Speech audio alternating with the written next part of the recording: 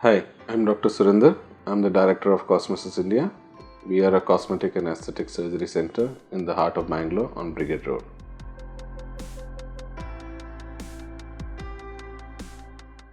A lot of women come to us post-pregnancy or post-childbirth and post-breastfeeding with a complaint of asymmetrical breasts.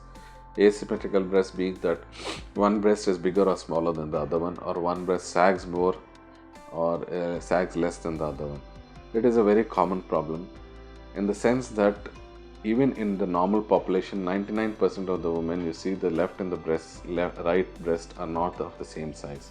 There is always a variation, but this variation gets more exaggerated when the woman starts breastfeeding because the size of the breast enlarge, the glands enlarge, so the disparity is seen even more.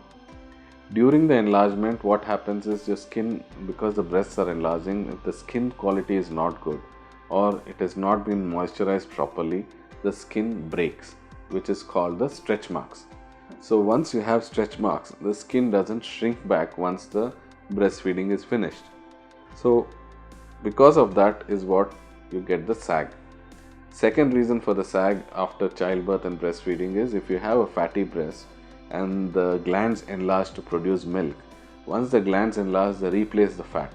But once the glands again involute, or once you stop breastfeeding, the glands go back to their original size, but the fat which is lost doesn't come back. So the combination of the loss of fat as well as a combination of the stretch marks both give you a sag. And because, as I said, both the breasts may be asymmetrical to start off with, once the breastfeeding and the childbirth and everything has finished, the disparity may be even more. What can be done to correct it?